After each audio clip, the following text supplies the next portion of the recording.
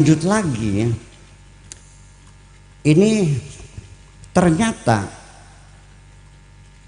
kalau kita itu bercerita tentang kesaktian, kesaktian itu macam-macam ya. Ada namanya istidraj, ada maunah, ada karomah, ada mukjizat. Ini semuanya kesaktian. Saya ingin ingatkan kepada saudara-saudara saya semuanya, tolong untuk mengukur orang benar itu jangan dengan kesaktiannya. Sebab kesaktian bukan indikator pasti orang itu benar.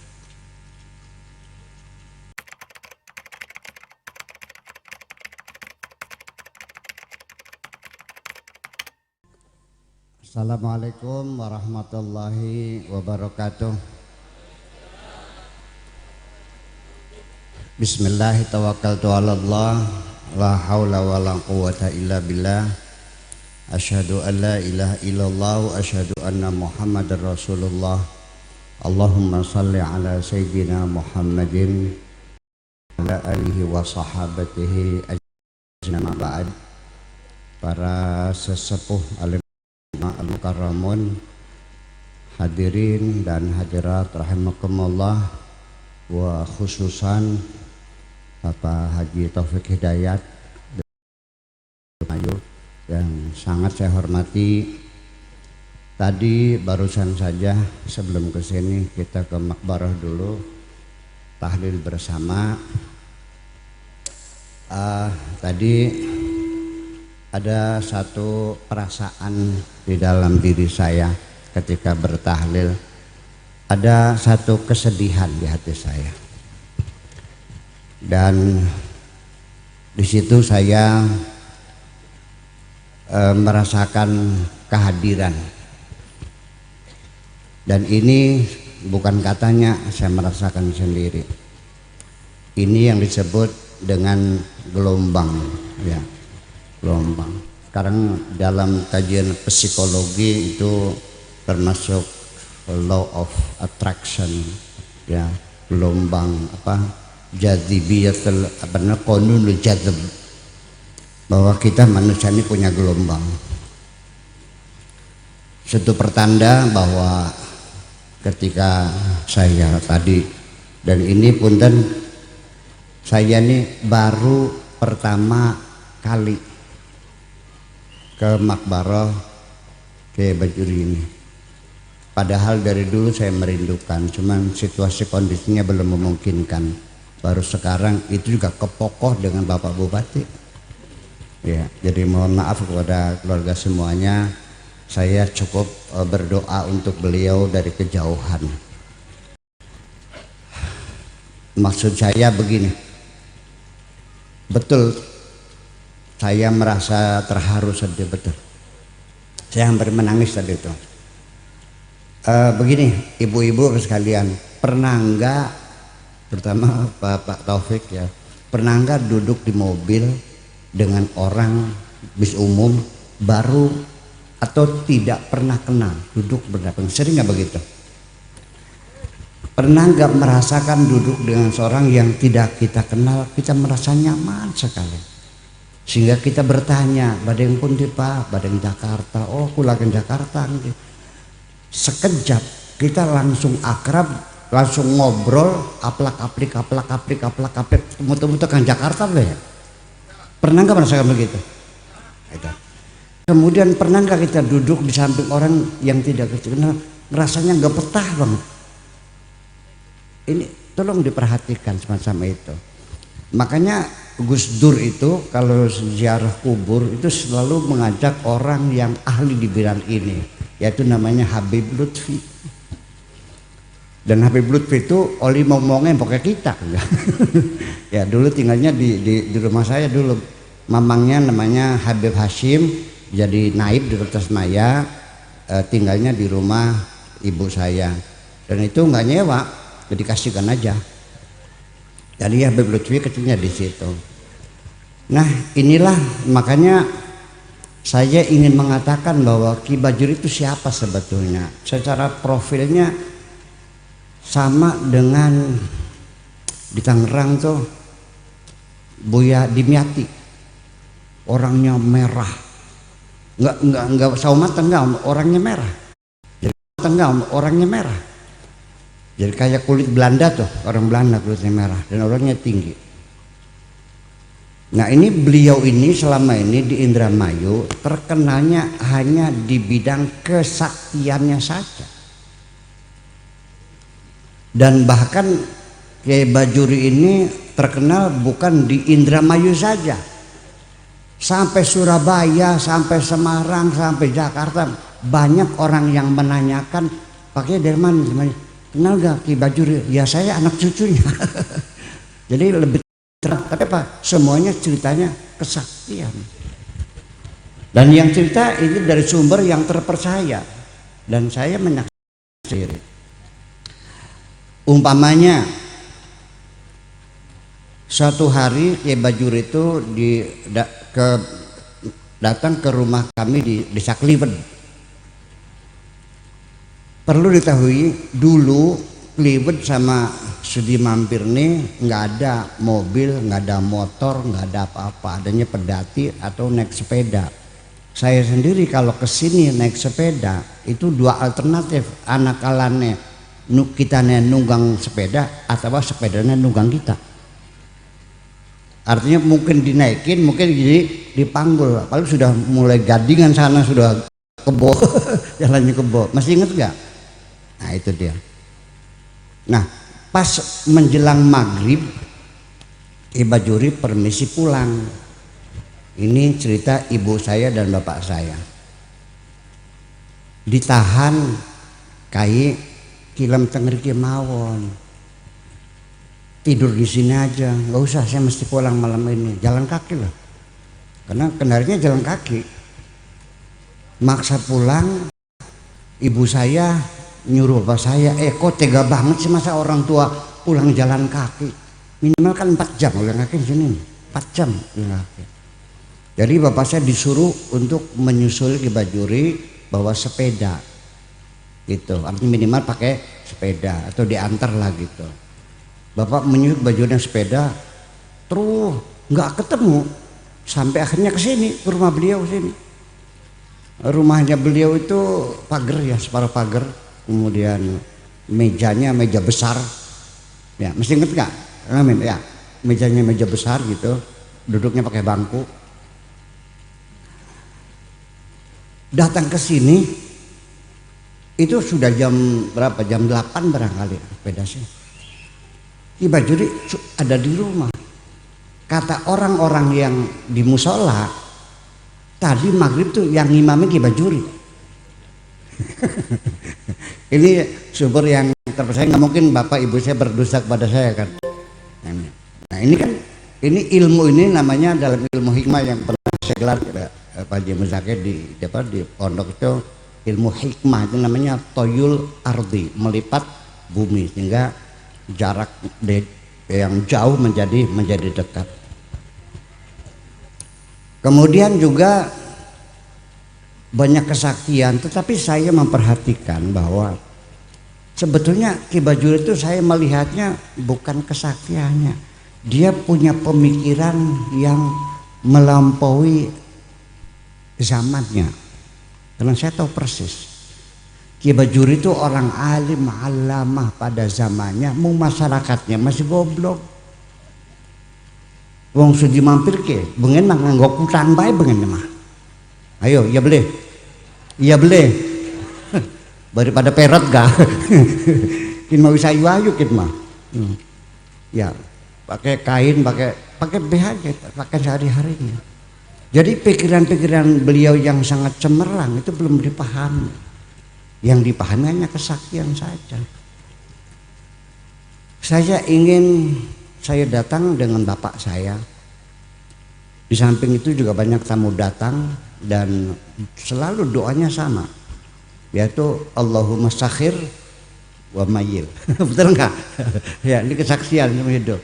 Selalu Allahumma sakhir wa mayyil doanya itu seterusnya. Nah, kita datang ngobrol, termasuk bapak saya itu kan begini, Ki Bajuri itu nggak sholat Jumat loh, nggak sholat Jumat. Jadi bapak saya sebagai keponakan dan juga sebagai kiai juga ahlul kitab ingin meyakinkan Ki Bajuri. Ya mungkin bapak saya juga waktu itu belum paham dengan tingkat intelektualitas Ki Bajuri itu. Jadi dari mulai Fathul Wahab, Iqna, Fathul Mu'in, segala macam puluhan kitab ditulis li itsbat ala fardiyatil Jum'ah, untuk menetapkan bahwa Jumat itu wajib disepakati. 10 lembar mah ada, masuk di jas. Begitu ketemu Ki Bajuri, sin kitab sing diwacan sira wis tak waca kabeh sin. Nggak jadi akhirnya disita. Ini kesaksian yang tidak bisa ini. Dan ternyata dalam salah satu obrolannya itu bercerita tentang masalah zakat, kalau nggak salah waktu itu zakat. Kenapa kita di Indonesia ini nanam cabai, nanam bawang nggak zakatan gitu. Tetapi yang zakat itu hanya padi, jagung, gandum dan sebagainya. Ki Bajuri menjelaskan ini artinya pada zamannya ini pikiran dia sudah jauh ya. Cuma masyarakatnya belum paham. Kata beliau, saya masih ingat dan sering saya katakan bahwa ini adalah dengan bahasa yang sederhana waktu itu, tapi pemikirannya sama. Bahwa karena ada perbedaan sudut pandang antara Imam Syafi'i dengan Abu Hanifah. Dia ahli madzhabul arba'ah lah. Jangan merendahkan beliau Haji Muzaki ya. Dia alim alama. 4 mazhab itu di luar kepala semuanya. Kenapa berbeda pendapat? Sehingga dirasakan ada satu ketidakadilan. Umpamanya orang nanam padi, dapat berapa sehektar tuh? 5 ton. 5 ton dah. 1 ton berapa? 5 juta dah. Berarti 25 juta. Orang nanam cabai pas 1 kilonya 120.000, sehingga dia mendapatkan uang sampai 300 juta. Kenapa penghasilan 25 juta wajib zakat, yang 300 juta kenapa tidak wajib zakat? Ini karena ada dua sudut pemikiran. Ya beliau sih bilangnya tidak dengan bahasa keren sekarang ya, artinya karena pandangan matanya sejen. Sudut pandang itu pandangan sejen. Jadi Imam Syafi'i mewajibkan zakat itu karena dilihat dari sudut pandang strategi pangan, bahwa yang penting manusia bisa aja hidup itu harus ada makanan pokok. Jadi syaratnya makanan pokok dan juga bertahan lama, seperti jagung, gandum dan beras atau sagu barangkali, termasuk kismis juga yang bertahan lama. Nah, karena bagaimanapun Mas Syafi'i melihat bahwa kewajiban zakat itu adalah dalam mengimplementasikan keadilan sosial. Ya kan begitu, atau zaman sekarangnya zaman bengen mah beraya nurip lah gitu. Jadi kalau orang itu sekalipun punya cabai 10 ton, kalau nggak punya beras mampus nggak? Jadi strategi keamanan pangan demi kelangsungan hidup. Itu makanya yang tidak bertahan lama baik cabai bawang nggak wajib zakat. Nah tetapi Imam Syafi'i karena dia itu orang kota, orang metropolitan dan juga sebagai pelaku bisnis, maka melihat zakat ini dari sudut pandang keadilan sosial, bukan dari keamanan pangan. Makanya kata Imam Maliki, zakat itu ya apapun yang keluar dari tanah, sebaik dia menanam sendiri atau ditanam oleh burung, umpamanya ada burung makan jambu terus nepluk terus tumbuh, tetap tidak ada alasan ditanam, siapa yang menanam, yang penting itu penghasilan harus dikeluarkan zakat. Kenapa? Ya tidak adil, masa 25 juta wajib zakat, 300 juta enggak zakat. Inilah makanya coba pinter beli Imam Ki Bajuri, pinter beli, pinter sudah. Dan di rumahnya banyak koran loh, nggak tahu saya bagaimana beli korannya zaman dulu, ya nggak ada koran. Dan Ki Bajuri sendiri ada pesan setelah reformasi, wong Dremayu manjing Golkar bae aja kon. Bener gini mah, karena ijo royo-royo, betul nggak? Saksinya banyak, ya, artinya dia politik, bukan lagi ngapain Golkar ya, bukan ya. Bahwa dia membaca bahwa ini Pak Harto memimpin ini sudah nggak bisa digoyang sedikit pun juga, seni burung aja kan gitu. Iya. Iya, artinya dia cerita juga tentang politik. Bagaimana Soekarno begini dia berkomentar. Ya, kalau sekarang mungkin seperti Pak Ghazali barangkali ya. Seperti siapa? Rocky Gerung. Yang banyak luar biasa. Ya. Nah, ini di masyarakatnya masih pakai BH. Jadi yang bisa ditangkap apa? Ya hanya kesaktian saja. Punten ya, mah. Tapi ya, saya nggak kecewa, ya memang harusnya begitu sih. Nah, ini juga nasibnya sama seperti Syekh Abdul Qadir Al-Jailani. So, pada Hadiyu boleh. Hadiyu. Apa yang diceritakan? Kesaktiannya saja. Baru sekarang saya di pondok menggali pemikiran Syekh Abdul Qadir Al-Jailani, namanya kitab Al-Fathur Rabbani. Al-Fathur Rabbani itu pemikiran luar biasa. Nah, sehingga saya sendiri membaca itu kayak pikirannya orang kemarin Syekh Abdul Qadir Al-Jailani itu. Ya, tentang ketuhanan. Dan luar biasa, dan ini kitab ini sudah ditonton oleh puluhan juta orang malah sedunia, karena YouTube kita ini live streaming langsung ini juga pernah seluruh dunia. Nonton orang di Amerika, di Belanda, di Inggris, semuanya itu. Ya, dari Sabang sampai Maroke semuanya itu. Nah, ini seperti itu.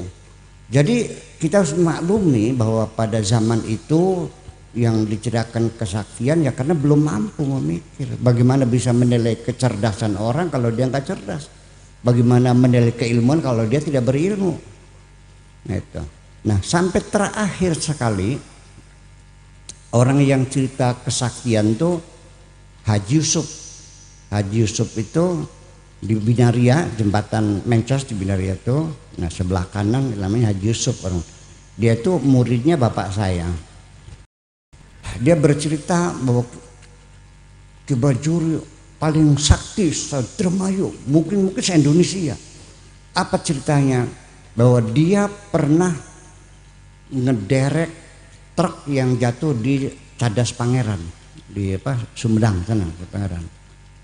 Pak Kiai, Ki Bajuri saktinya masya Allah, ditarik kor benang. Saya ketawa aja. Mungkin dia belum tahu barangkali masih ada ini. Ya kula Ki Wariset. Ikonon. Iya. Dia meminta pengakuan, bilang ya Bajuri narik truk dari jurang Cadas Pangeran pakai benang. Saya bilang ya belum sakti. Jadi sing sakti pribet. Ya beli nganggo benang mana kan? Saya bilang beli nganggo benang mana? Mungkin dia menjebak saya. Ya wis sekarang kalau memang Anda lebih sakti dari Ki Bajuri, mari kita buktikan. Dia ajak ke belakang, ke sampingnya ada pengepuk pasir tuh, diisi tronton, ya mungkin 60 ton ya, tronton muncung tuh. Buktikan, ada kalawirang jam. Aku ditarik pakai rantai, pakai tronton juga, putus rantainya. Akhirnya keputusannya mau dibongkar karena itu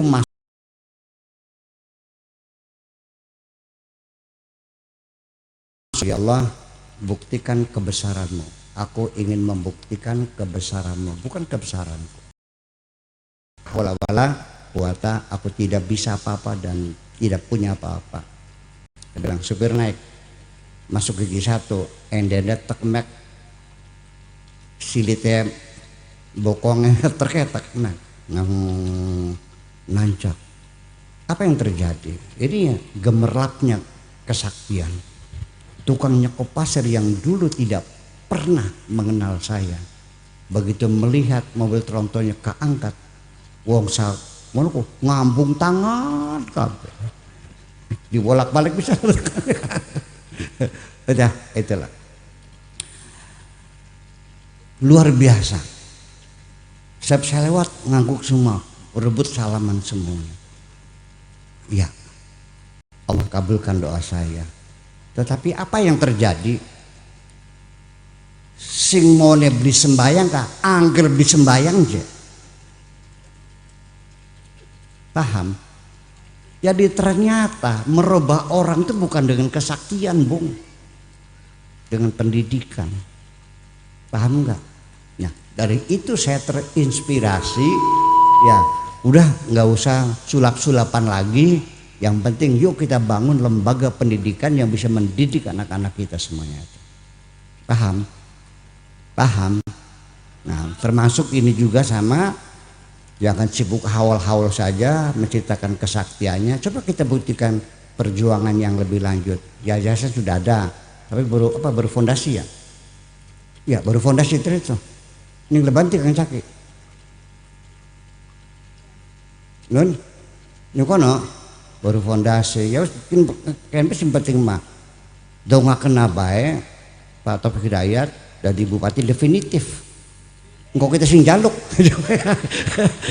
konon baik, non, itu beri band masa bakal beli bunga, iya, itu aja Pak, doakan aja mudah-mudahan semua sehat walafiat bisa ini. Kemudian juga lebih lanjut lagi juga seperti tadi bahwa ketika nanti beliau jadi Bupati Indramayu dengan visi misi remajanya, ya insya Allah perjuangan Kiai Bajuri akan berlanjut. Amin ya Rabbal alamin. Keprok sih menang Basirah Pak.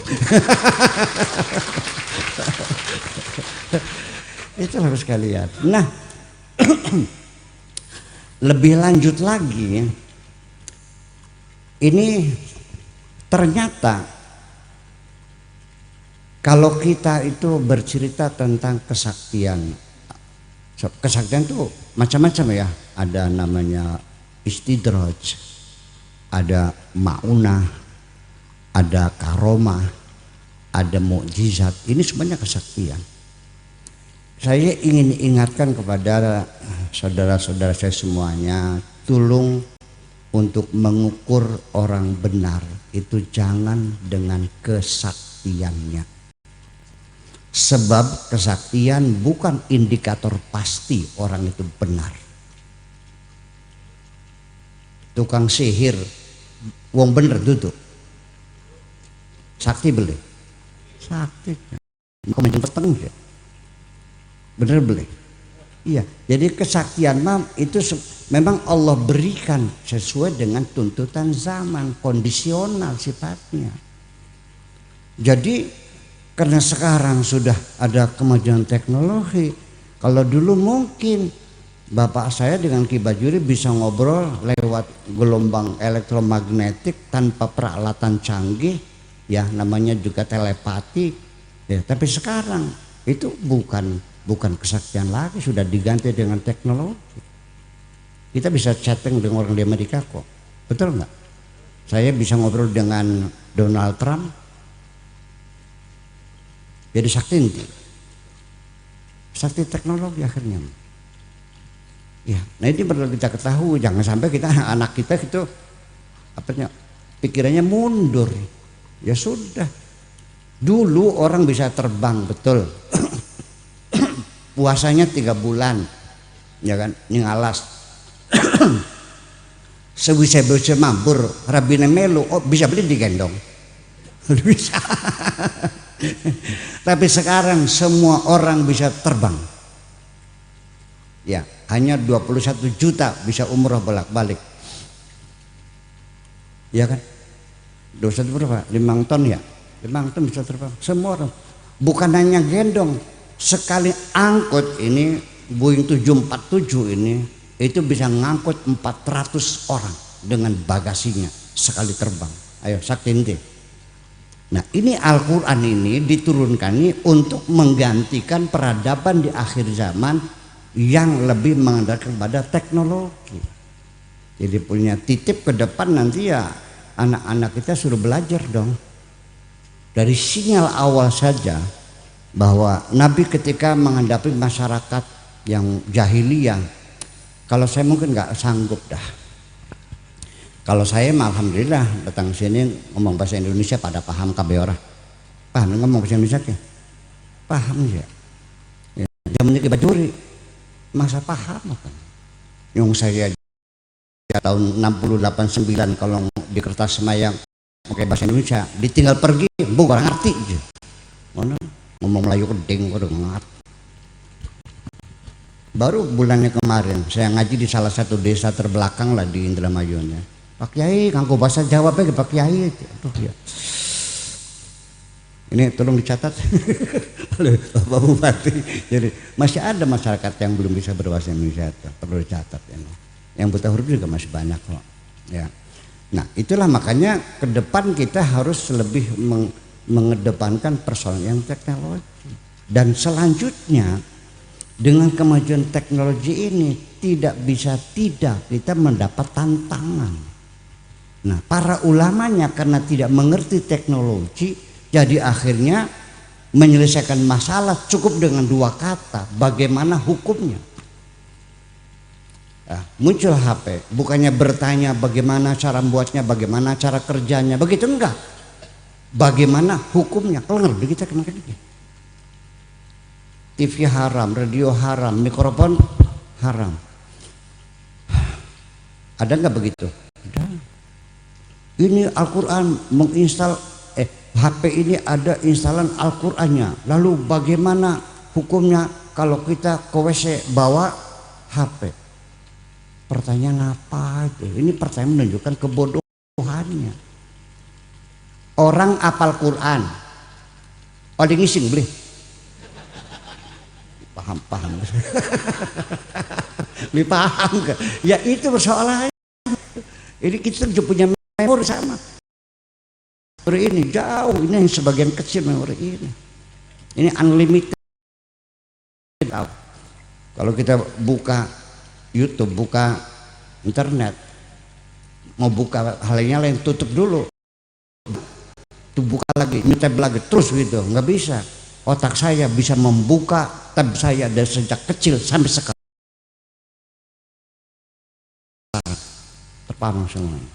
Betul nggak? Lah itu persoalan. Sampai bengen kita nyolong pelemnya kaji kami sekali kan.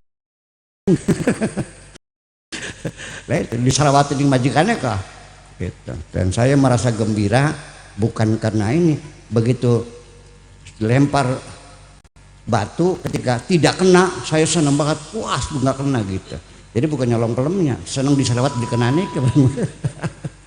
Masih ingat pakai itu semacamnya itu.